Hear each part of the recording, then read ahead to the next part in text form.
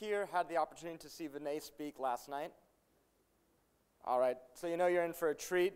Vinay needs no introduction. He was part of the launch team of Ethereum. He's been working on a lot of incredible tech and humanitarian projects. So without further ado, Vinay Gupta on laws without lawyers. Thanks so much for being with us. All right. This is going to be basically a sort of notes from learning about law. I started out really not knowing anything about law at all, certainly no more than anybody else knew. And because, I was a programmer, right? And programmers have a pretty impressionistic model of what the law is and how the law works. We're not really used to the law being directly relevant to our interests. And I started to get interested in the law because of Ian Grigg, who was one of the great early actors in crypto all the way through the 1990s. He was kind of my generation's Satoshi. And Ian Grigg basically had figured out that you could use arbitration to handle real assets using crypto technology. And Ian figured this out very, very, very early on. So when I was still at Ethereum Foundation, the question came up, well, if we're going to handle assets using the blockchain, we're going to need to go and build a kind of Ricardian court in the model that Ian Grigg had outlined in the 1990s and had done litigation on. So I contacted Ian and was like, hey, we're going to do this.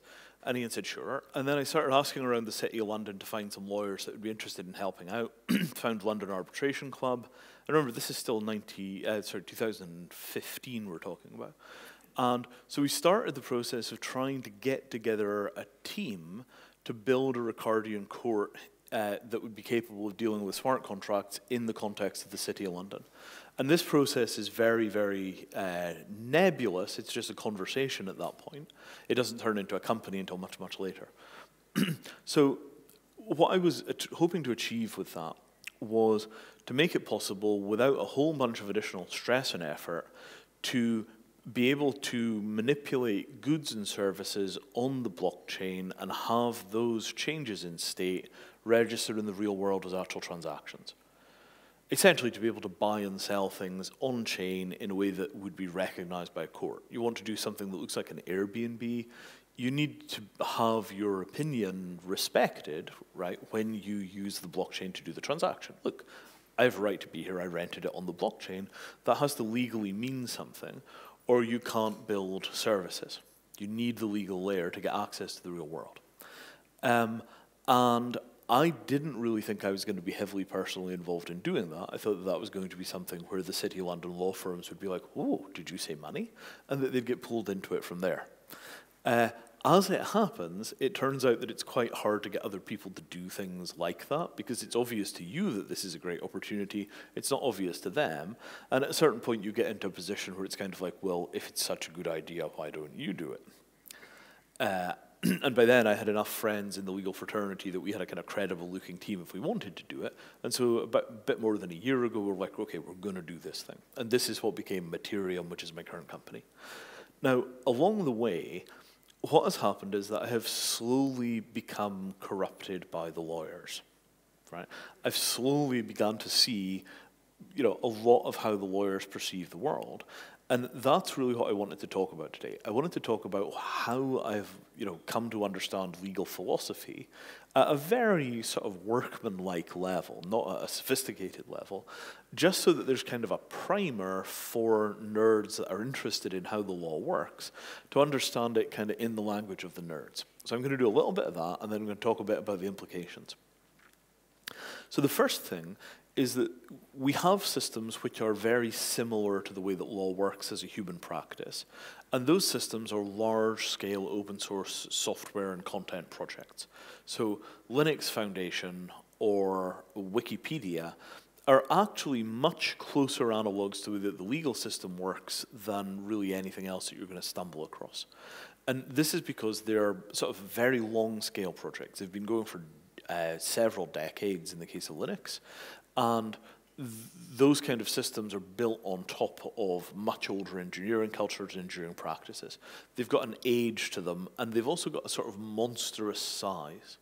And age and monstrous size are the most powerful parts of the interface with the legal system. And you begin to understand that because no single human can comprehend the entire system, there are no final authorities, there are only final processes. You know, you begin to see the structure of the thing as like, you know, rats in an enormous maze, and you only know the route between you and the cheese, but you have no idea of the overall shape of the maze. And most of the time in our lives, we don't interact with systems that are clearly, verifiably, vastly too large for a human being to ever make any real comprehensive impact or a model of. You see this a little bit if you work in biology. You see this a little bit if you work in something big and complicated like building spaceships. But for the most part, we work at human scale in human scale systems. You know, if you're running a coffee shop or you're writing a program with 15 coworkers, the systems that you're interacting with are at a sort of manageable human scale. The law is not like that. The US tax code alone is something like 100,000 pages of dense argument.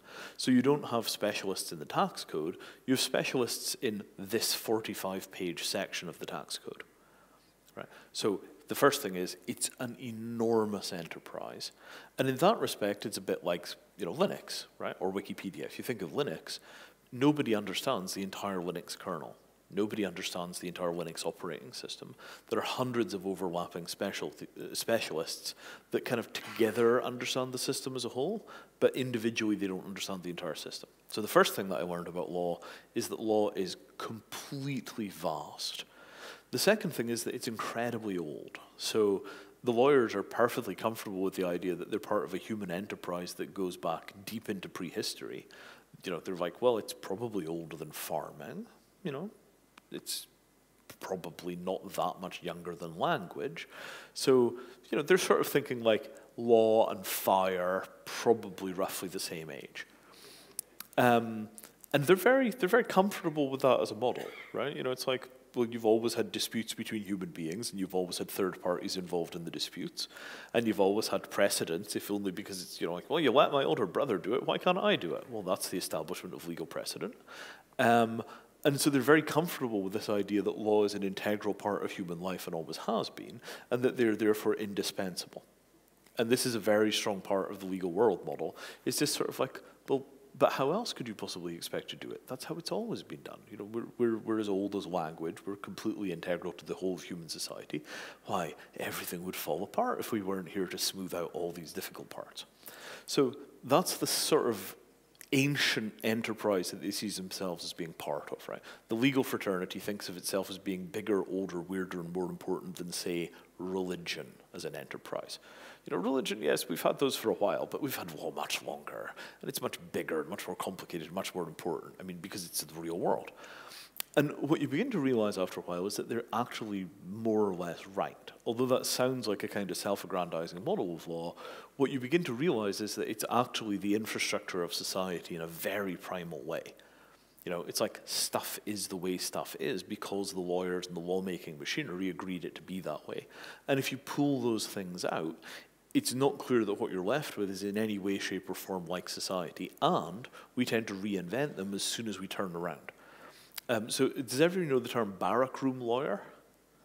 Right. So these are soldiers who get very, very, very good at the rules and regulations of the military, and as a result have disproportionate influence and power because they're constantly able to use the military regulations to get what they want out of the situation that they're in. And that's an example of the reinvention of the lawyer in a situation where you've got a set of rules and some human being learns the rules. So this is sort of the next thing that I learned, is that lawyers are human beings that understand the rules of systems and then start figuring out how to extract advantage from those rules. Does that remind us of any other demographic? Learning the rules of the system and then trying to figure out how to get advantage from the rules sounds like pretty much anybody that plays games for a living professionally. So it's chess players, Go players, poker players, but it's also hackers. So I'm fairly convinced that if you go back a couple of hundred years, a lot of the people that we think of as being, you know, kind of hackers, software natives, actually wouldn't have been engineers working on railroads, they would have been lawyers. Because it's the same property of having these enormous bodies of text from which you extract meaning and pattern and purpose, and then you use that text to extract advantage. And if you're a lawyer who happens to be good at creating new text, you're not just reading and interpreting, you're building new stuff, you wind up wanting to become a lawmaker or a judge. And I'll talk a little bit about lawmakers and judges in a second. So an enormous enterprise of human rulemaking, of understanding human rulemaking, and of synthesizing benefit from those rules, akin in scope to the largest of our software projects, probably much larger, certainly much older, certainly much stranger. This is the bedrock system that we're interacting with. Now, let's talk a little bit about how law is made and then how law is used. Law is made by basically politicians. So to a very substantial degree, the purpose of politicians is to read the law, understand the law, and emit new law. And new law, theoretically, is a text that you publish that then causes behavior change all the way through the country that you pass the law in. So it's basically like writing a letter, but now everybody has to do what the letter says or you throw them in jail. It's quite a powerful thing to be able to write something down and then make everybody else in an entire country do it. So we don't just let anybody go and do that. That person has to be elected, hopefully, and then you want to put them inside of a system of checks and balances that prevent them using this power to say, everyone must give me £5 on Venmo, right? Because, you know, if you had infinite power, you might do that. Then you think about things like income tax, and it's like, wait.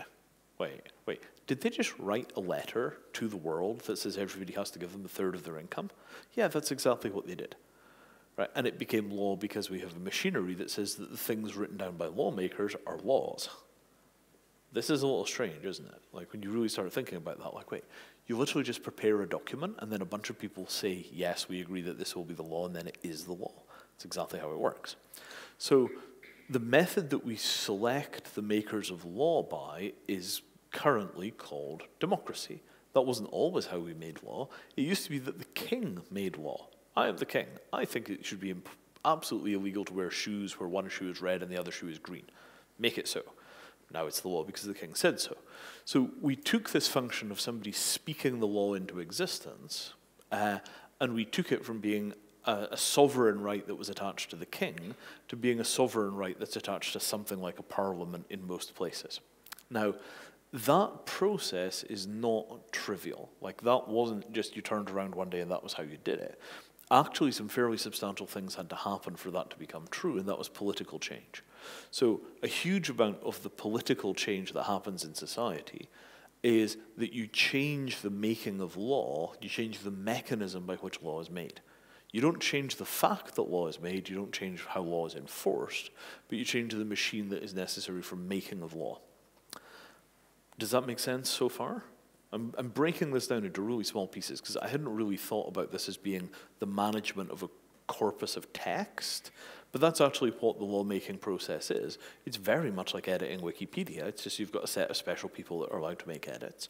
And then once you've made the edits become the law and people beat you up if you don't do it. It's kind of weird, isn't it, when you think about it from that angle? So then let's talk about how the law is enforced, right?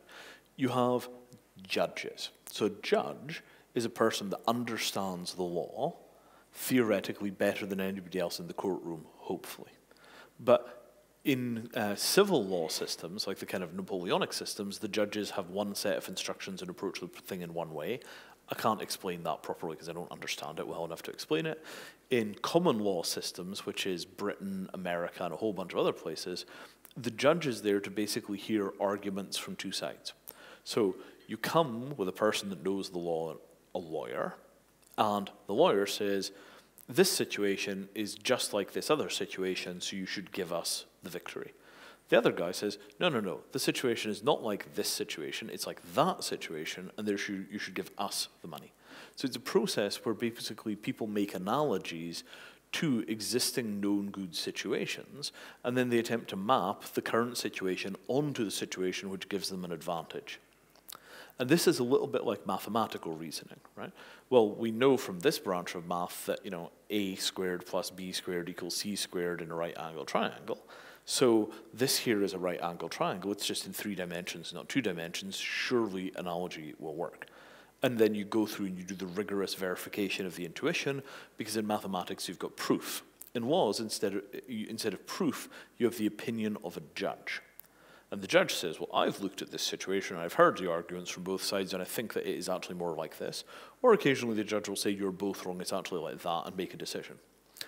Once those decisions are made, and this is where we begin to get back into blockchain territory, they become established as legal precedent. Right? Legal precedent is the process by which every time a judge makes a decision like that, a future judge can refer back to their decision and say, well, Bob said it was that way, and I agree, so we're going to do it that way. What they can't do in most jurisdictions is ignore the precedent. So if a lawyer comes up and says, Judge Bob said it was like this, and therefore this is the same case, that becomes part of the analogical reasoning which is used to form new cases.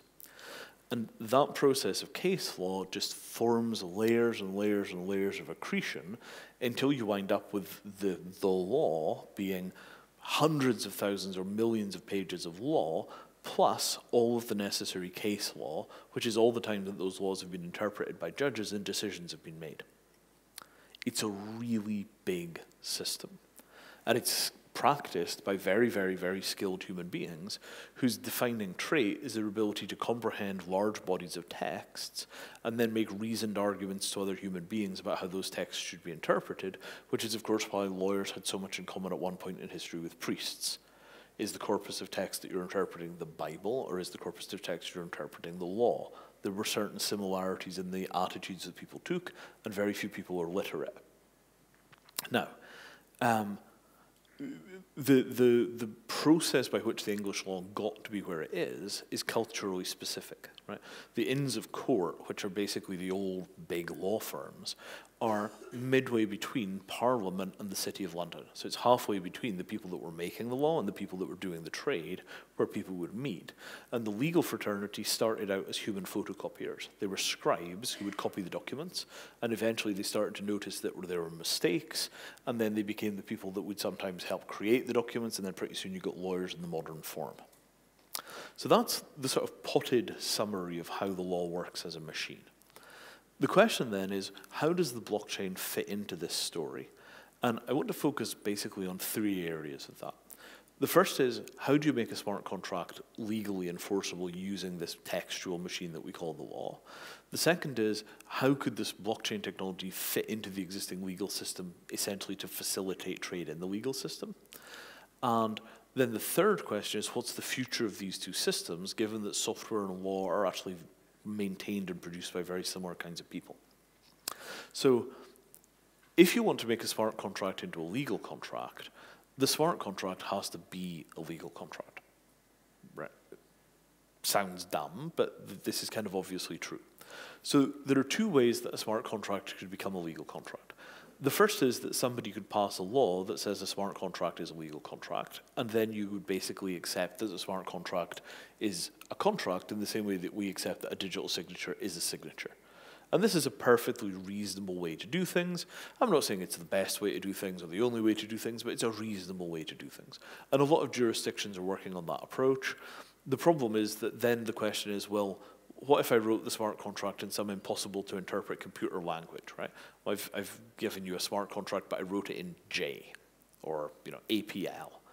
Is it still a contract? Well, can you interpret it? And what you'll get is a whole bunch of legal decisions which get made in courts about whether a smart contract that was written in a particular way is a valid contract or isn't a valid contract, and there'll be a continuous ongoing definition of legal or illegal in that context. The other approach that you can take is you can have an ordinary paper contract which gives you an incredibly detailed definition of what the smart contract is going to do. Really tons of detail. Now, in that situation, there is much less doubt that the legal contract, that the smart contract is a legal contract, because the smart contract is simply doing what the paper contract said the smart contract would do. So at that approach, you can have a very clear agreement between the two parties that they're going to do part of the contract will be implemented by software, and then when you put those systems together, you look at the legal text, you look at the program, we agree that the program is correctly described by the legal text, so if we assented to the paper contract, we've assented to the smart contract. And this approach is called the Rieger contract. And it's a very, very straightforward meat and potatoes way of making it possible to do things like buy and sell boats on a blockchain. If you want to get access to the physical assets of the world, the things which are controlled by governments and by contract law, you're going to have to go through the court systems. There's no other way around this. You have to get the courts to agree that a smart contract is a contract, or frankly, the blockchain revolution is cancelled and we can all go home. Right? It's pretty straightforward, because if you can't buy and sell property using a smart contract, what is a smart contract for? Property is intellectual property, it's music licenses, it's physical property, it's assets like stocks, shares, bonds. All of these things are property. And if you can't transfer that property in a way that a court will recognize using a blockchain, you can't transfer the property at all. You can move stuff around, but stuff doesn't become property until a court recognizes it as property. Right? If you're holding something like Bitcoin in, say, 2010, and somebody steals it from you, there's practically no way that you can get a court to enforce your property rights, because the court doesn't recognize that that was property. And as a result, you have real problems. If that happened today, you would have much less in the way of issues. Right? So the third sort of part of this, right? So the first part was, how do we make smart contracts enforceable? Second part is, how do you use these kind of technologies to manage the existing court systems? And the simple answer is document management. Right? The entire court system runs on evidence. The evidence is sometimes mishandled or lost or displaced. You want to be able to package all of that stuff up in very neat, strong, convenient forms where you've got excellent evidence about what happened and when it happened. There's a huge opportunity to use blockchain technology for evidence handling and document management in court systems, and that's exactly the same arguments we make about doing it for things like shipping or banking or just about anything else. You want to be able to manage the sort of processes of law using smart contracts, using blockchains. The third thing is the biggie. The biggie is what happens when we begin to integrate law and contract. Now, I'm going to talk here about a concept called smart statute. I think this is originally an idea by a guy called Meng Wong, who runs a company called Legalese. It's possible he got it from somewhere in academia. But the basic concept of smart statute is that we take a chunk of the legal code that runs a country and we re-implement it as software. So suppose that we take something like your corporate tax code, and you take, some particularly nasty 120 pages out of the 100,000 pages of tax code, and we implement it as, let's say, an Excel spreadsheet. Right? So you say, right, this Excel spreadsheet is a faithful implementation of that 120 pages of law. You come and you punch in 41 pieces of data on the front, and it tells you how much tax to pay. If the spreadsheet can't figure it out because you've hit some kind of weird edge case, the spreadsheet will light up and say, go get a real lawyer. So in that instance, what you've got is semi-automated law. It's automated, but it's not quite fully law, because that Excel spreadsheet hasn't been blessed by a government and therefore hasn't turned into real law. But what if the law was published by the government in the form of an Excel spreadsheet? This Excel spreadsheet is this section of the tax code. You punch in your data in these boxes, and what comes out is legally correct. Now, that's not so different from the way that a lot of houses handle things like high-frequency trading. You have a contract between two people to do some high-frequency trading. You have a piece of software embedded in the contract, literally as a piece of paper stapled to it, and everybody agrees that the thing will be priced by that piece of software on a set of inputs that will run in real time. So that sort of model is already well established in commerce. If you brought it inside of government, what kinds of things could you do? Well, you could hugely simplify taxation. You could simplify import and export. Here's an XML or a JSON specification to describe your goods in this format, submit it to the government's port system. The port system then comes back and says, you can't import that. Unfortunately, it turns out that you need your label to have the following additional information on it. Access denied. You go back and you update your models, you resubmit the document, it goes through the system and it comes back and says, okay, you can do that. Right? So I think in future, what you're going to see is that some aspects of the law will literally be presented for use as software by nation states with an assertion that the software is the law, except in the instance of an unforeseen bug.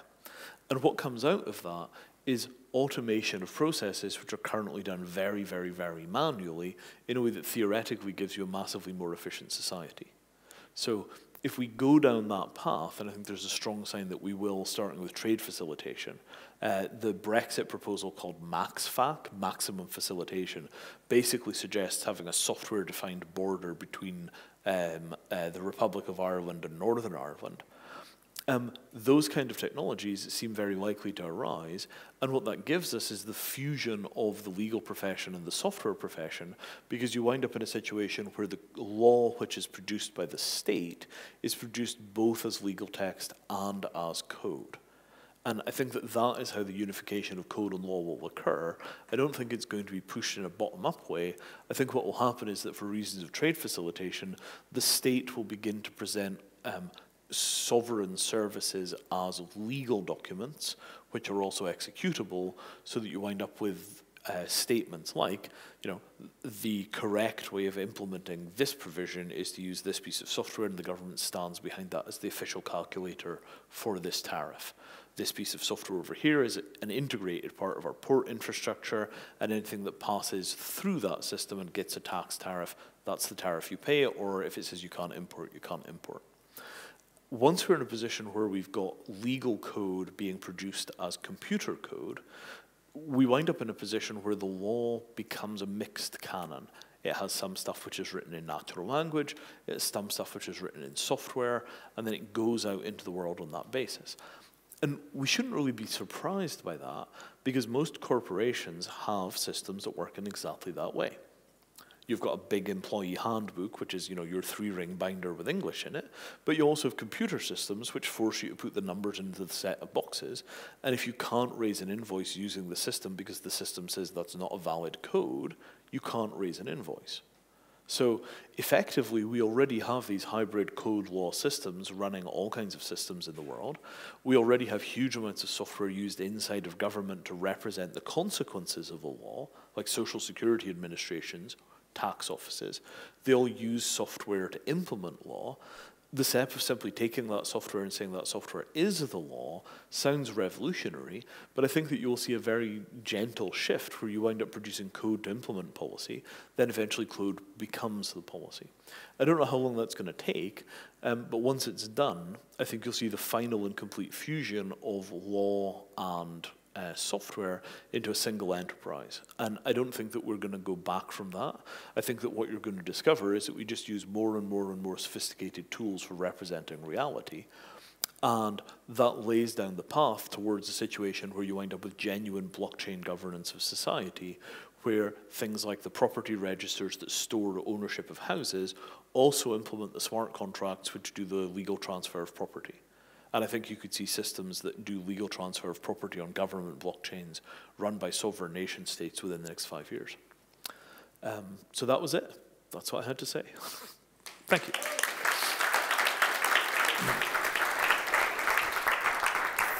Thank you so much, Vinay. We're just going to roll this into the panel, and then after the panel, there'll be time for a Q&A.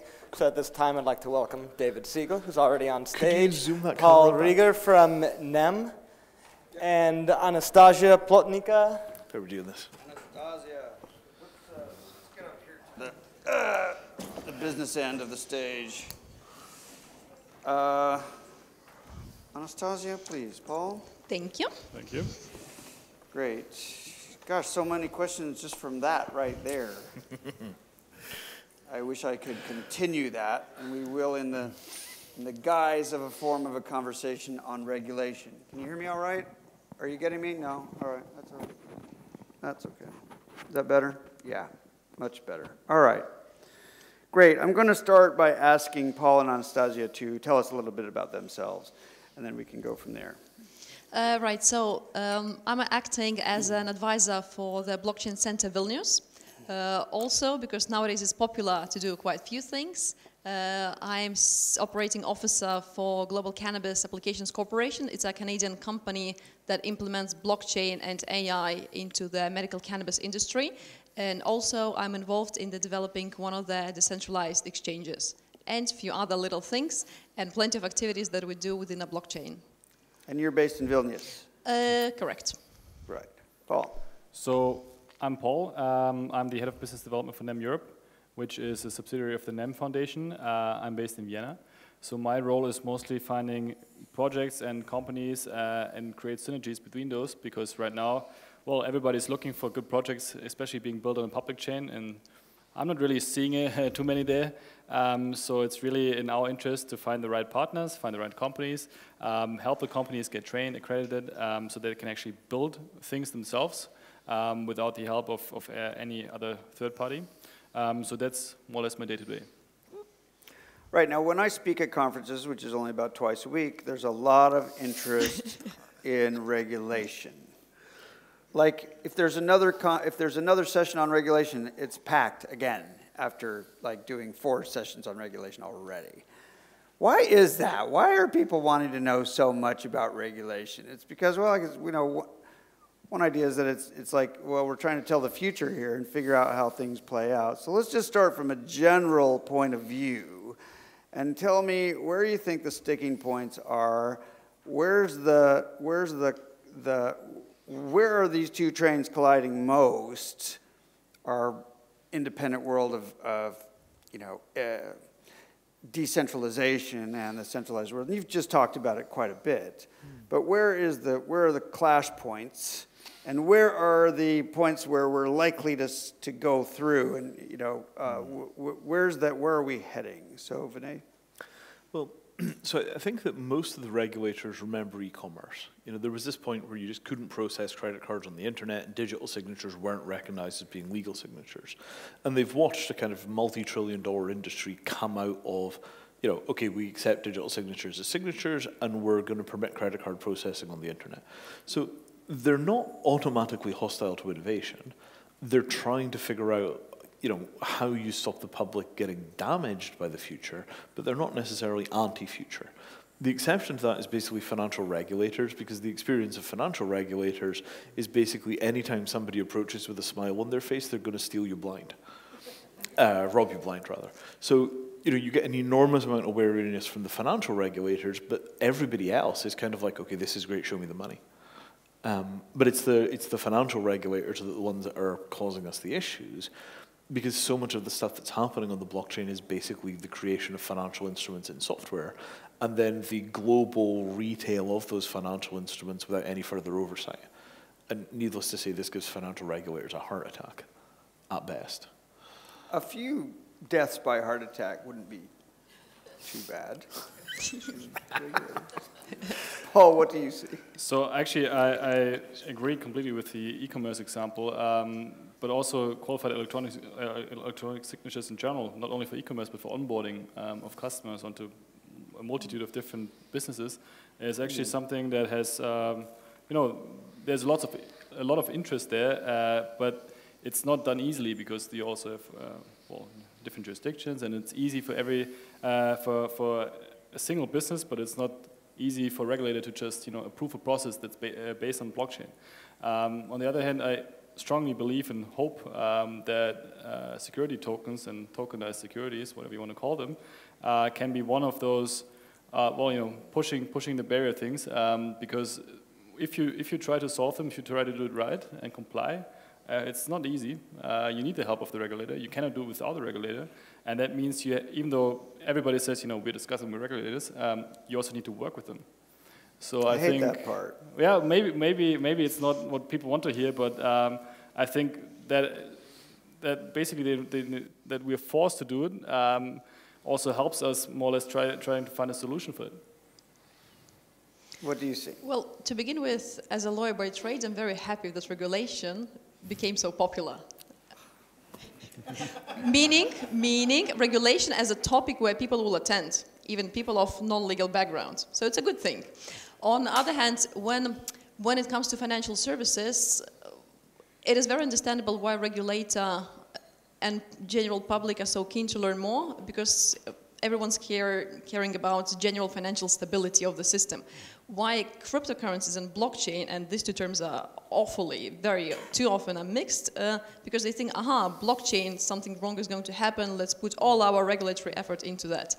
And unfortunately, fellow colleagues in the space in the last 2 years, the best practices were not applied. And what is very sad, the common sense wasn't applied. So, and now we have the regulatory aspects hitting quite hard, even good projects. And now it's much harder to speak to the regulator. And I agree with the Paul, it's very important to speak with, regarding the security tokens and plenty of other issues, and also enforcement of smart contracts. But it became really harder to do after all scandals that happened in the last 2 years. But I think the main collapse comes when plenty of people started to invest fiat money and lose fiat money into the whole blockchain enterprise. And that was when the regulators switched on. Oh, the DAO hack was such a disaster. You know, a year ago, it was okay to be a crypto anarchist. Now we have to go back into our caves and wait again. Let me ask a question. Is there any evidence? Can you guys help me understand if regulation actually helps people at all? And let's just, you know, if you want to just take, I know it helps politicians get their next job, but does it, and gets reelected, but does it help, for example, that we have anti-money laundering in aggregate? Is the cost of AML and KYC worth the price? Does anyone know? Or can you cite other examples of regulation where, yes, it's definitely a win here? Yeah, I mean, at this point in history, I think of myself as being more of a crypto monarchist than a crypto anarchist. Who's the is that your, shall I get the crown, sire? No, that's Vitalik's. That's Vitalik's. You see, crypto monarchy. Anyway, so and of course Satoshi, who's the perfect king, right? You know, here, gone. There shall be a moment of silence for Satoshi. There's a legend about that. Okay. Oh yeah. Yes. Right? So this is such a tough question. So the bottom line is that human beings love to make rules, and they love order. Right? So there's a natural tendency to take anything which is currently free and then gradually make it more and more and more regulated over time. And you watch children doing this, right? Yes. You know, they're running around playing some game, and then they start telling each other that the game has rules, and you're not allowed to put the cardboard box over in that corner until you put the red cushion on this one. So I think that this is a natural habit, like ants building anthills. I think that humans are basically wired to create rules, and they're also wired to break rules. And it's a balance between two natural tendencies. There's no doubt at all, from my perspective, that the current systems of government have become, you know, derelict and bankrupt of reason to a truly staggering degree. And that's not surprising, because we haven't updated the machinery of democracy in 400 years. You know, we should have updated it for, you know, the invention of telephones. We should have updated it at telegraph. We should have updated it at railways. We should have continually made incremental updates to the machinery of democracy, so that by now we'd be voting, you know, 1,800 times a year rather than once every 4 years. And as a result, you could have a genuinely kind of cybernetic relationship with the government. Instead, the governments have basically not changed their fundamental relationship with the people in about 4 centuries. Yes, since before the Pony Express. Yeah, exactly.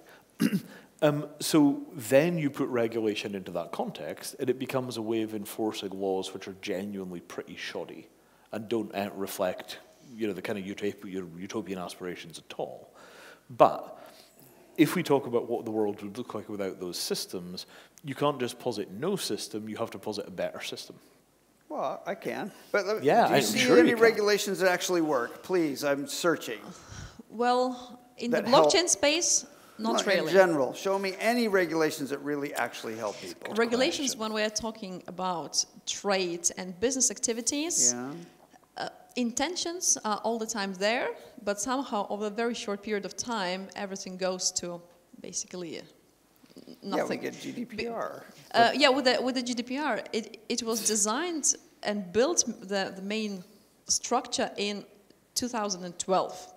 So the blockchain and the concept of blockchain and possibilities and options are just not there. So then it hit the market, and regulator didn't think that it's necessary to inform the market properly that, yeah, this is especially danger, because we can see that regulators are also reckless. They know that this business and industry is rapidly developing, but then they think, they'll figure it out themselves, which is a not right way to do it. What starts as 5 pages somehow ends up at 50,000 pages. I'm not quite sure. It's that incremental thing. There's a natural gravity towards this. There's natural energy that keeps adding pages. So where is the light? Where can we see the light that we can start to reach our fingers through and open a crack? Through bureaucracy? Okay. I mean, this is not to say that, it's the reversal of entropy, right? So the hope, do you want the good news or the bad news?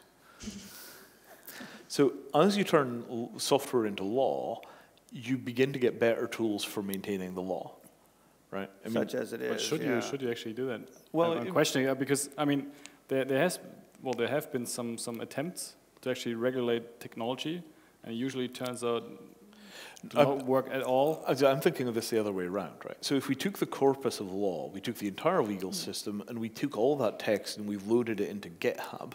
Okay. Right? And then you had a much broader based approach to people coming along and suggesting modifications. Interesting, yeah. And then you could still have lawmakers actually make the fork? final votes. Well, sir, right? Find me some land, right? I mean, what do you think of special economic zones, right? The special economic zones look like they've got the beginnings of the potential for these kind of new legal structures. The seasteaders were trying it. Yeah, seasteaders is different from SEZs. But, sure. But there's a whole... could we please maybe need a new planet? No, but yes. now we have a technology, and I think very soon we'll have critical mass of people who will basically force the government to implement it. So let's not forget that government and all the bureaucracy machine... Tell me how. I'll tell you in a second. So all the government and bureaucracy machine, it's in their nature to multiply in size. Yes. Yes, it they just metastasize. It works in this way from ancient Rome, but now we have this technology, and I think via educating masses, we can force the system that Vinay proposes, kind of digitalizing the law into smart contracts and basically making a giant GitHub per jurisdiction to make those changes. So first of all, the amount of bureaucrats will be reduced. So all those tasks where somebody basically just signs or sends a document with a signature will be massively reduced. So I think now actually I see a bit of light. But I mean, one way through here is called "make it easy for me," right? Because everybody in the world wants to make it easy for me, right? So if we can make legislators and regulators' jobs easy for them. But is it maintainable? What you just suggested, I mean, at the end of the day, there's a reason why you're specialists in different fields. And I think there are some examples where regulation could help. I mean, I like that I can return my package 30 days after ordering something online. So consumer protection laws definitely help some people. You can always overdo it, and that's also being done. But there's some... You could game that, right? So if we had no consumer protection laws, then companies would have reputations. But then you need a reputation and system. would do less business with people who screwed more people. But then all we can turn into American market of goods and services, which is not really beneficial for American customers. markets are unregulated? It is regulated, but if you see how customers are protected in Europe compared to American customers, for let's say some products that are really harmful. There's a net benefit here? No, the customer I can't protection get will work. paracetamol here. I can get a bucket of it in New York City for $5. I can't get a tablet here. Yeah, but if we think about really dangerous drugs and how they can be overprescribed in certain jurisdictions, there are some positive things about customer protection. But then the balance is the hardest part. Well, how much you will put into code and how much you'll leave for people to decide. So I think this is a two-level problem, right? So, I mean, the question is basically, how do we assess the cost of regulation, right? And it's very, very clear that our societies are totally unable to cope with the future because they've over-regulated themselves to the point where they can't flex. Right? We just have no ability to respond to change. I mean, we've now had 10 years of blockchain, and I don't think we've got a single jurisdiction that's really gotten its head around how to do a this. couple. We've had a few things. We've had a few little, but it's very, very incremental. I mean, nobody's done the obvious thing, which is to say that Bitcoin is going to be handled as a foreign currency, and it's just, it's the, basically the central bank of the internet, and you could just go straight from there and do the obvious thing. Nobody's done that, and they're probably not going to for another 5 or 10 years. Because the problem is that the lawmakers are, generally speaking, old. Right? So one thing that you could do is you could just kick people out of government at, let's say, 35. Right? Because in America, for example, you can't be president until you're, is it 35? 40. 40, right? So if you could set a minimum age on the president, I was going, we shouldn't be able to set a maximum age, and we could just Not constantly... sure that increases quality, I don't know. It might not increase the quality, but at least it would increase the flexibility. That'll get gamed. If you got a bunch of young people coming in through the systems, Yeah, there'd be a lot of change. there'd be a lot of change, right? And maybe, Or maybe just different testing system for regulators or people in power to test their abilities. And the test should be designed in this way that you need to stay flexible and bright to get the office. Let me open this up to the audience. I'm looking for a ray of hope. Does anybody have one? Moving to the Make it asteroid quick, though. belt. Quick. You asked about regulation that is good. I know so. Quick. It's safety regulation. You know, safety regulation is stuff that is written in blood. Safety, personal safety, safety on the job, safety on highways, highway safety, all that stuff. That works? Some of it. As opposed to no regulation? Does anybody show me a crack through which we can get some progress here on cryptocurrencies? Because, by the way, we're sitting in a place called Lithuania where there's quite a lot being done. Oh, absolutely. And where Jonas showed us the other day that they're just, kicking ass with blockchain for registration, which leads right to your concept of being able to sell a house. In the next 5 years, it's going to be the next 1 year with that guy here. He's close. He's 4/5 of the way there. Yeah, it's amazing. But for example, what do you think about what Gibraltar did? That you're trying to base, trying to base it on cases and use cases and so on.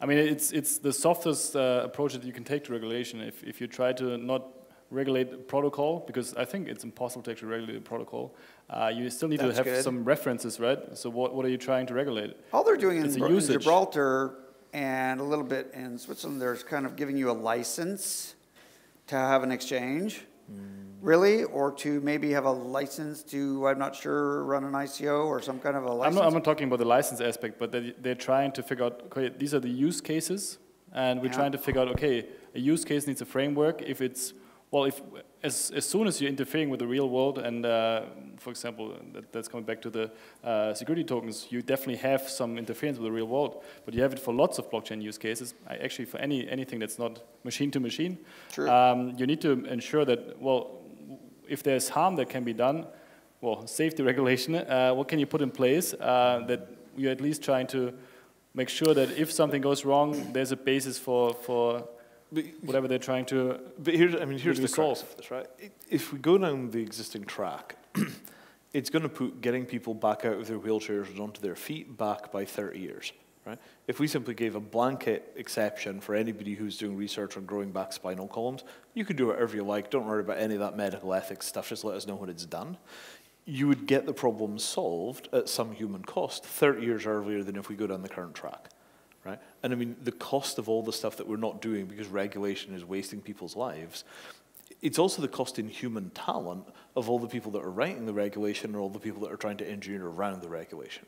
It's a lose-lose deal. Gigantic cost in human talent. So, I mean, in this context, right, I think the question is basically poor countries, right?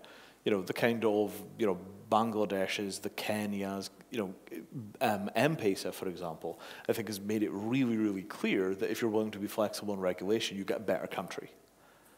Because they, basically just said, just do it, figure it out, let us know how it goes. And that's been a huge part of Kenya's economic leap forward. Do we have some good examples out there that are like Sweden or somewhere? Anybody? Make it quick. There's a methodology for this that's really good. It's called conceptual design, and they're doing this to the body of law in Russia, hopefully. The Russians? Yes. Really? Wow. Okay, quick though. As I said, there's a methodology for stuff like this, and they are able to rip through the all the body of law pretty quickly. And re-engineer it, from the bottom up to do what it was designed to do as it is described in this body of law. And they say okay, if you look at this, there's a hole here. Wait, so they're basically just refactoring the law? Yeah. That's nice. That's amazing. And the methodology is from 1950s. Wow. From Soviet Union. That's cool. Let me take another one. I'm looking for examples where crypto has a chance, right? Crypto has a chance to get through to make a change in society and regulation, you know, we might be able to overcome it. Any other? No. Well, What do you think about Lithuania. Lithuania is actually a pretty good Lithuania example. Yeah. What about is a good Dubai? example. Dubai's got all kinds of Well, crazy stuff Dubai going has on. good press releases. Have they actually done any of it? Can you actually, I mean, what about these land registries? Do we have any yet? No, not yet. The projects are usually installed. Here's one. Here's one. Here's Jonas. When are we going to be able to actually buy and sell land with tokens here in Lithuania? Well, you can already buy and sell land with tokens here in Lithuania unless both parties agree to accept Bitcoin. That's no problem. Really? Yeah. Yes, Legally transfer the title? Sure. yes. Hallelujah. It's unbelievable. It's- No it's- problem. Yeah, that's one thing. And the update, because the reason why I'm late to the conference today is I had a meeting at the Ministry of Economy with the Chief Information Officer, which is also a Vice Minister for Economy. And we had a meeting together with an agency, Enterprise Lithuania. And we were actually discussing the future of tokenization of equity. Yes. Equity. There you go. I'm going to switch the conversation to that pretty soon because this is probably the only time we're really going to get to do that, and I'm going to bring you up here in a minute. Isn't actually the buying of property, I think that's possible in quite a few countries. I heard that someone With a token? Yeah. Where? Yeah, you Not need to, Switzerland. If both parties, even in Austria, I heard that someone did it. If both parties agree, it's No, that's just the possible. transfer of money. That's not No, the but transfer of title. You can transfer the title as well. Pretty sure. Where? In Ukraine. Not in Switzerland. Oh, I David. haven't heard it in Switzerland. In Uganda, they're working on it. In Sweden, they're working on it. I don't think you could do it yet. Here, you can transfer the title. No, the thing is who is the registrar of the property. The main focus is, as the colleague already said, if it's money or if it's a Bitcoin, it's just a matter of it's just a matter of what you pay with. You can pay in Bitcoin, you can pay in apples, you can pay in pears. That's fine, but the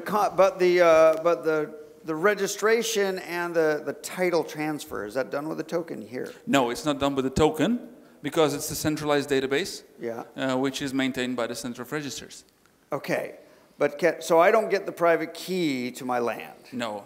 But no. are we going toward that? Not yet. But are we going toward that? Not yet. We're not. Not yet going toward that. Not yet, because. What do we think? Is it a good idea? What are we going toward then? I don't think it's a good idea. Okay. I think it's at the moment, maybe in some countries which don't have that system as we have now, it's a good way to go. Let's say in the US they have 3,200 different land registries. So every county have their own land registry. Every county in US. Ow. So there is a lady sitting somewhere in the county of administration and taking There's a care of all file cabinet with paper with in file it. cabinets, some of the land If there's deeds a fire, nobody owns with anything. with some of the land deeds being 200 years old. The cabinet is made of wood. Of course. It's a very dry environment. Wait a minute. Because the thing is, we here in Lithuania are spoiled by being one of the best land registries in the world. Because the land transfer takes a day. One day. And then you can transfer it further the next day. Unbelievable. Settles in one day. Yeah. Settles. That's amazing. One confirmation. Yeah. So you know, technically. Why not zero? So it's fast. It's all digital. All the archives and all the contracts are digital. And so to rebuild something just to put it on. Right. It's not that broken. Yeah. So we can get to other things first, and Yes, then we go exactly, do the exactly. So there is no security things next, and come back to this later. But we are using blockchain technology. Yeah. Not the distributed ledger, but the blockchain technology as a security layer in the registry database. Unbelievable. Okay, let me take one over here, Kalia. So I was going to say, the New America Foundation is working on a report about land title registries and the issues around them that should be out in the next month. Yeah. And one of the big issues is figuring out identity before you start transferring Well, that land would around. help. Yeah. And yeah, so I'll just leave it at that. are we going to see some progressive people in the United States put land registry on, that's on tokenized land land ownership? That's a different question. And just in terms of somebody actually doing very good things, recently the head of research at Department of Homeland Security, Science and Technology, Doug Mohan, testified before Congress talking about the pilot projects doing using blockchain to track packages from origin through customs to the end. Nice. So you can watch that on C-SPAN YouTube if you want. I want. Okay, so we go to securities and specifically equities. Let's do it. Equities. Securities, there's three kinds of securities. There's equities, which is stock. There's bonds, loans, which are bonds, and then there's derivatives. And so we want to talk about equities because equities is the stock market, is the base of financial markets around the world for trading the stock of companies. And the goal is to create an international standard. So let's get some work done here because I'm on a committee in the United States. You're here, influential here, and starting to be in the EU. How are we going to get to an equity token standard and equity legal standard so we can tokenize and trade equity? Well, I think, thanks, David. The biggest issue at the moment is the legacy infrastructure which we've developed, or if the West developed, and we inherited already this in Lithuania, over the last maybe 50 years, with having the central brokerage infrastructure with the share depositoriums, with the NASDAQ and all the other stock exchanges, which use centralized databases.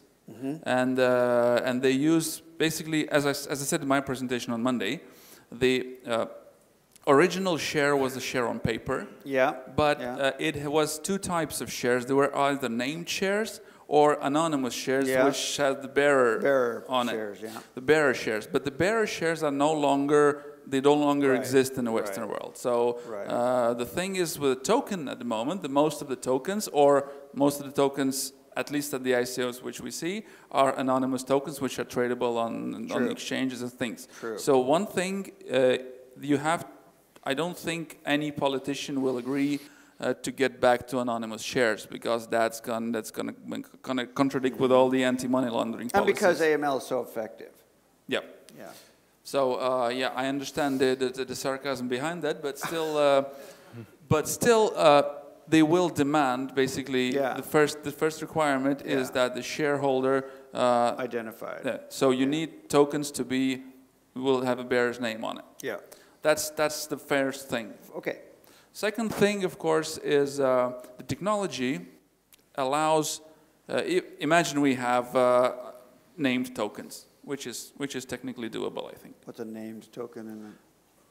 What does that mean? It's a token with a name of the. With a person's name. With a person's name on it. Somehow in the token or associated. Okay, yeah. Yeah. So imagine we have this. Yes. So then the entire brokerage infrastructure becomes outdated. Ooh. Music.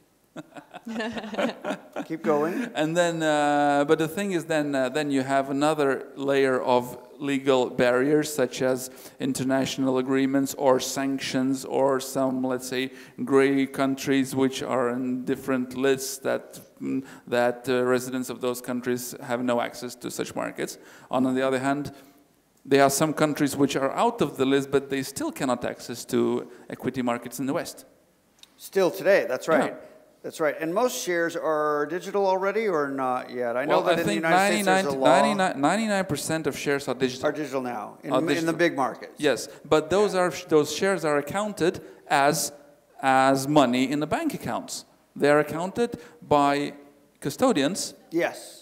So they're accounted by middlemen. Yes. So if you create an international standard on equity share, on equity token, which should have a name on it. Yes. And the biggest requirement, they should be named tokens. Okay. And the transfer of tokens should be signed by both parties. Okay, we can do that. And that's the blockchain standard. Can do this. Now we can do ownership.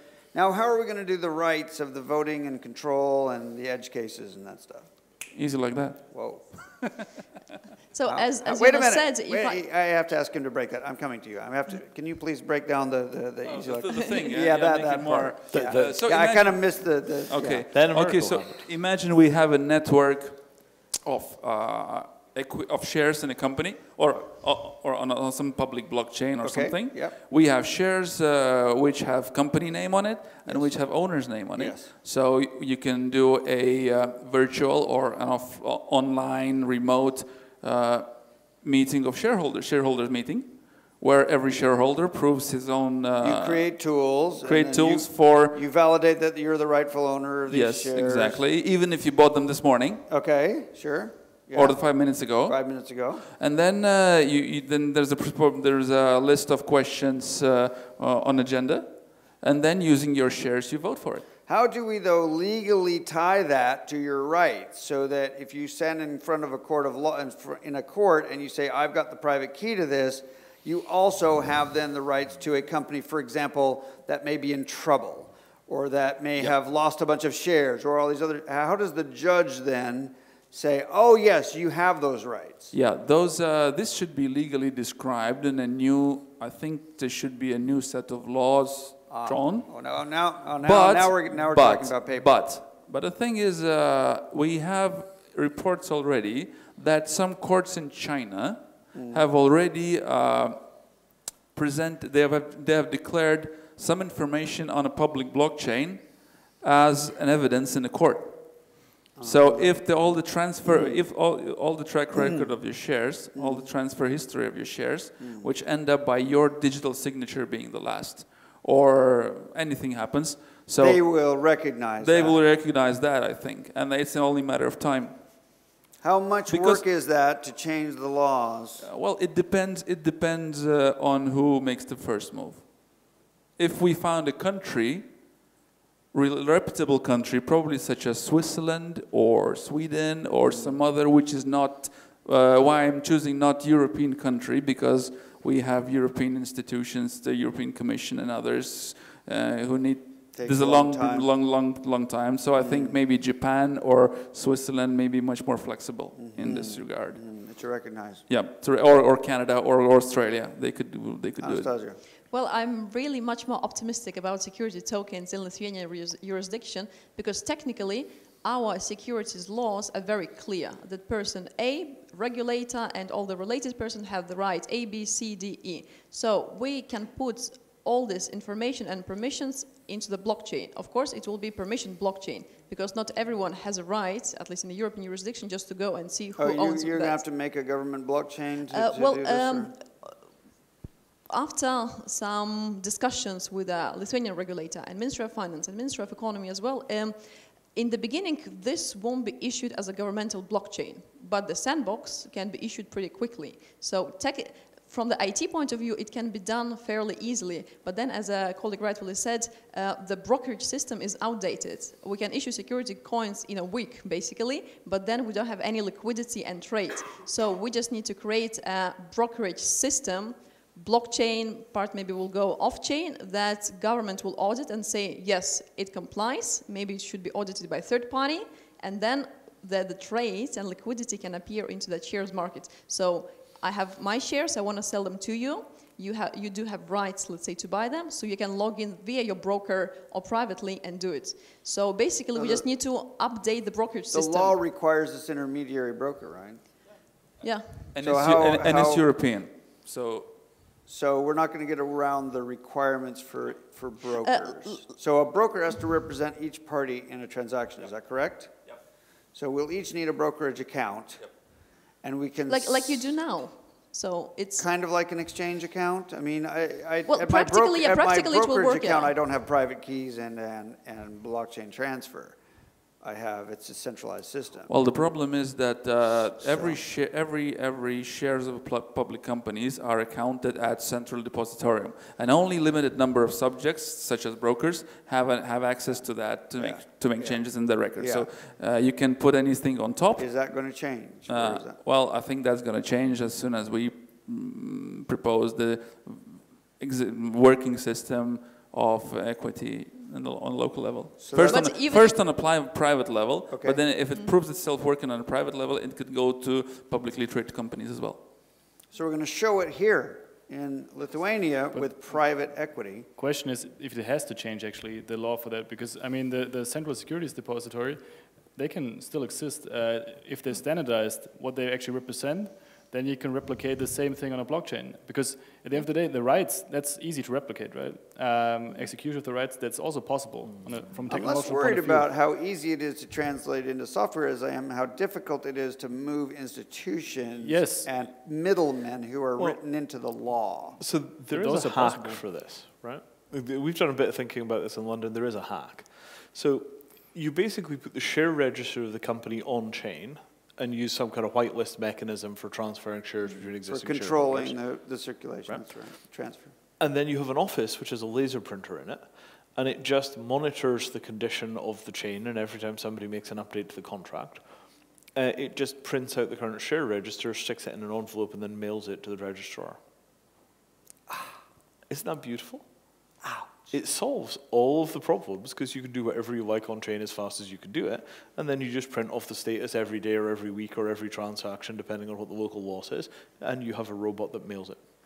And so you don't have to modify the law, you're saying. You're just fully compliant at that point. Because at that point, the blockchain has the same legal status as using an Excel spreadsheet. The official share register is the piece of paper that you mailed. One question about that, and you just automatically generate it on chain. Isn't that amazing? Kind of yes and kind of no. It's horrible. What's amazing is changing the law so that it works. Yeah, but instead of the Band-Aid patches. But I mean, the law is. But it's a way to get started. You're saying we could do it tomorrow. The law is entirely made of Band-Aid patches. I mean, we could do it tomorrow and get it going. We could do it tomorrow and get it going. Exactly right. And if nothing explodes, then that sets the precedent. But we want international trading. So how is the EU going to finally figure this out and do something right? That seems unlikely. I've just asked a hard question. We don't have Paulus Kunčanas here who would be competent to answer this question. Or Tony G. Yeah, but still, on one hand, European bureaucracy is pretty slow, and but yet. Wait, what's on the other hand? Oh, wait a minute. Could we get some other smaller states to start working in agreement and using the same standards and systems and start influencing the EU by doing it? Yeah, but we need to find a way to minimize the change required to do it.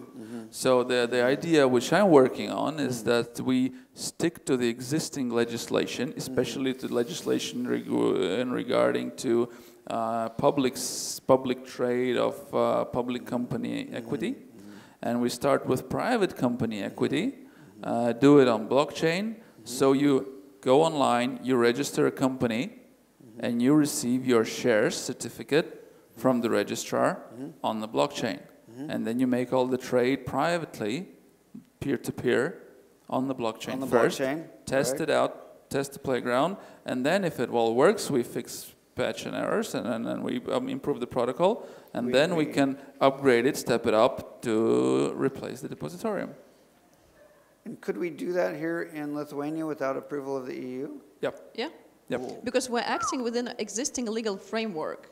So we're just improving the system. Like now the register is electronic. It's up to the country to decide if it's electronic or paper. Well, the thing is that this should be basically we're narrowed ourselves to one additional line in the code of in the law on share companies. Okay. Which is like the type of shares are paper shares, paper share certificates, or like intangible shares on the databases, and we add one thing, so it's a digital share certificates on the law, and that's it. And could we do this in Austria? Well, I think it's possible in theory, but I don't think it will happen, to be honest. Austria is a little bit more conservative in those regards, but I think the approach itself works actually, that you start with something like, it's a bottom-up approach from a technological point of view, but a top-down approach from what you're trying to focus on project-wise. And I think the beauty in this is if you, like once you've actually modified or you were able to prove that a depository can be based on a blockchain, that can be replicated all over the EU, because it is it's state and not just EU law. Okay, so you can implement it. I want to get practical here because I'm on the committee, a subcommittee of the Token Alliance in the United States with the Chamber of Digital Commerce, and I just proposed yesterday that we get serious about tokenizing equity, and they're all for it. I've already gotten an email from Perion this morning saying they will project manage it, they will offer the data rooms and the conference schedules and everything. They will help facilitate it. They'll put their resources into this. And so we can get the blockchain caucus behind this. We can get the people at Polymath, at RToken, at T0, all into this. So can we get a critical mass or actually small number of EU states, maybe Gibraltar, maybe Lithuania, maybe Estonia? Could we all get together maybe in September for a couple of days and hammer out, really work on the foundation of an international standard? Does that make sense? Of course. I want it to be a high-level standard, so it doesn't have anything to do with Ethereum or even blockchain. It should be, what is a share for the 21st century? What is the share ownership of a company that is as common as we can get it, so we're not doing all this jurisdictional offsetting and complicated carve-outs. Right. Okay, so hang on. So there's two ways we could think about this, right? And we got the UK too. Sorry. So first model is, you could set up a standard for managing existing company share registers on chain, right? Yes. So that's relatively simple because you're just managing the share register. The shares are still defined by the normal like you legal say, framework. you just one line of law to add one. Yeah, that's easy enough. Part right? to the sentence. If you're talking about building a new kind of property, which is like domain names, right? Domain names were a new kind of property. Yeah. They were invented. They were kind of fiat into No, existence. but we're not. We're talking about shares. I mean, you're talking about shares, but you're talking about shares where you would have a harmonization of regulation across a set of different countries to do it. Well. And that sounds super hard. Oh. Right? Because, I mean, there's... Wow. But, Okay, he's going to disagree. Wait. Oh, please? Let me disagree with that because a share, like a domain name, is, I can't tell it tangible, but it's more tangible than a share. Sure. But a share is a legal fiction. And the common denominator with a share is just, it's an amount of stock, it's an amount of asset, ownership against that the owner has staked to the company. So that's the simple common denominator. So what we basically need on a standard share, we need the minimum set of metadata, yes, which is the company's name, company's code, the share capital, and the number of shares or number of assets which is the represents, and then you need a bearer. Right. But the bearer's information, that's it. But the question then is, where is that company domiciled, right? Specifically, who does it pay tax to? Yes, and that's why the shares on blockchain is different from company registry. Because they don't pay tax?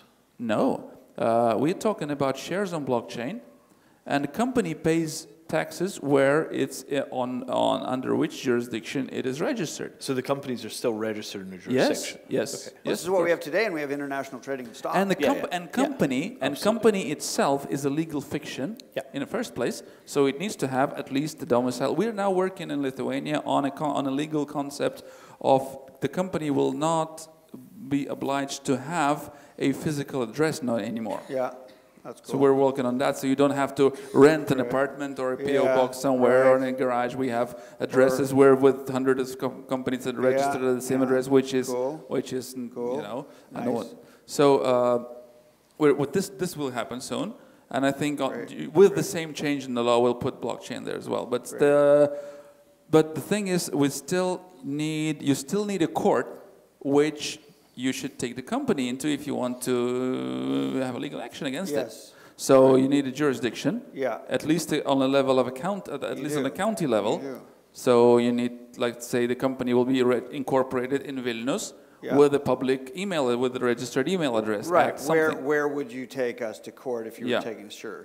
Also, the companies need a place to store their documents, like their tax Articles of reports, incorporation. articles of no, the registry stores those. Okay. But your day-to-day papers, like your accounting papers, Okay. like your labor Quarterly reports.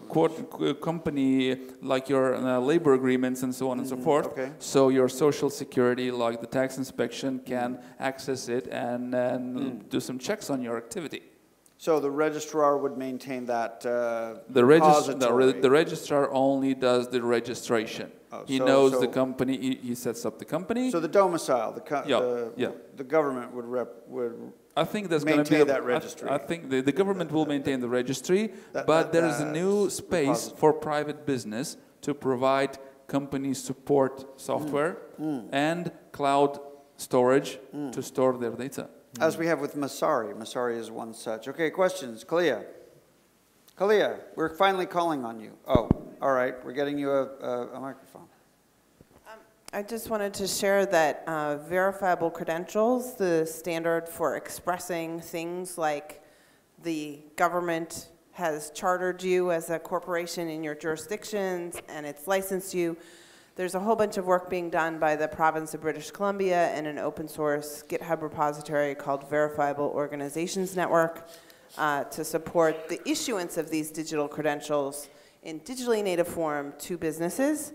So it's very interesting in terms of how you translate the world of paper around the things that you just named governments do. And also the decentralized identity standard, the DID, in terms of how people's identities are expressed online are going to be really critical in innovating in terms of, because those are open standards that are emerging for how to express these across multiple ledgers. Right, for sure. Okay, another question any question from the audience? The name of The standard is decentralized identity, DID. No, the one for organizations. Verifiable Organizations Network at Vaughan. It's done by the province of British Columbia, and you can find it on GitHub. Verifiable Organizations Network. Very interesting. Questions over here? Okay, first I have a comment rather than a question.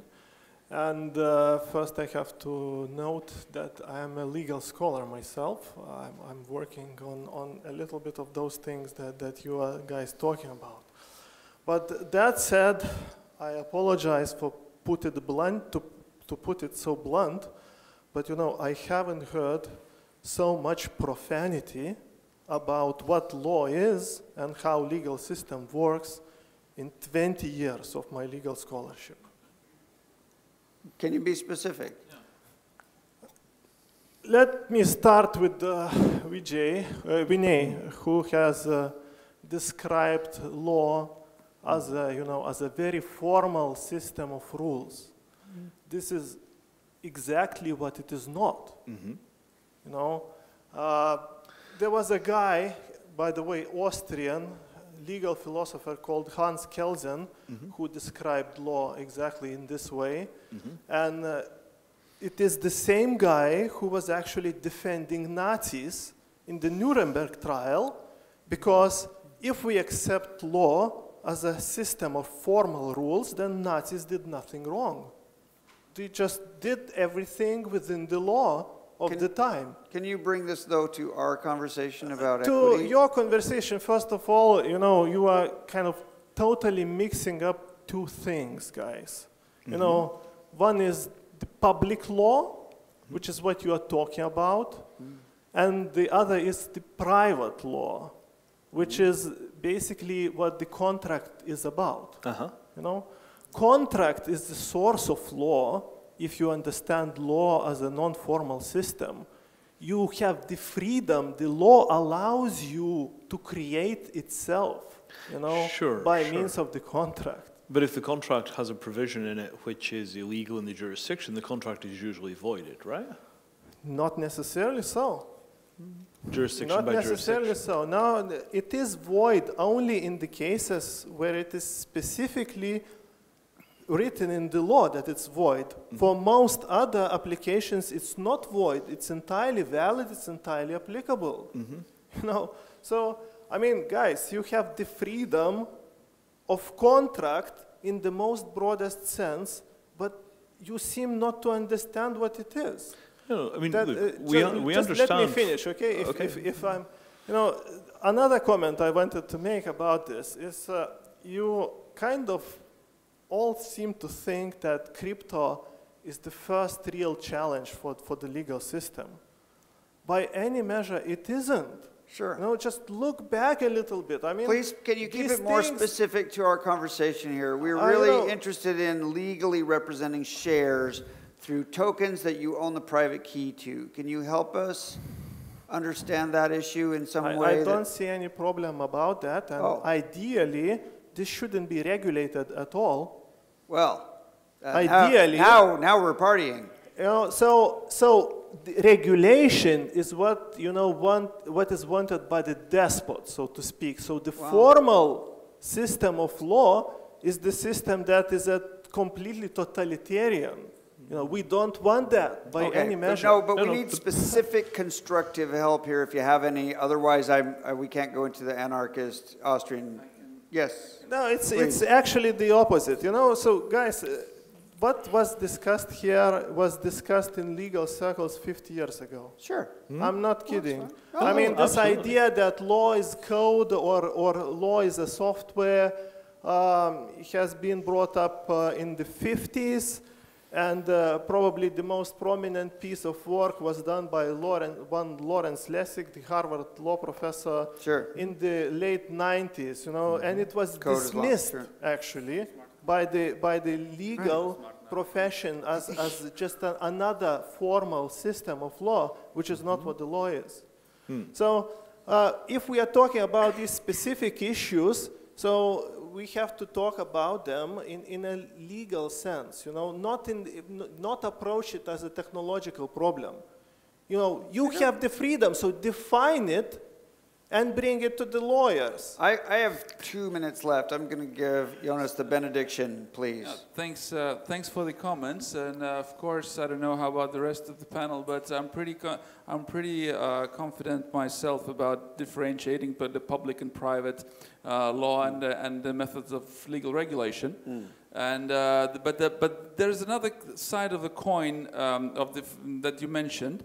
And the public law, which has an imperative method of regulation, is also necessary for the state to limit the state's power and to limit the amount of regulation that a state could impose on private business and on private sector. That's why the imperative regulation is all about. And if the law on companies says that there is only 3 types of shares, 3 forms in which shares could exist, and the law on companies is a part of a public law, so it's legally limited to it. Technology always goes ahead of law, always presents something which is not regulated yet, and sometimes law or some legacy regulation stands in the way of technological progress. So that's why discussions like this is important. So which public regulation should be changed or adapted to so we facilitate the technological advantage which is proposed now in the laboratories. Thank you.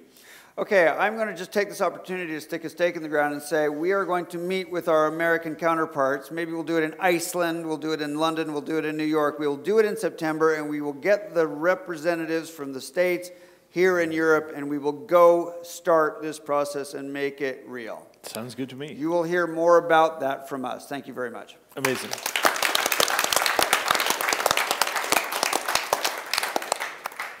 Good. I need you.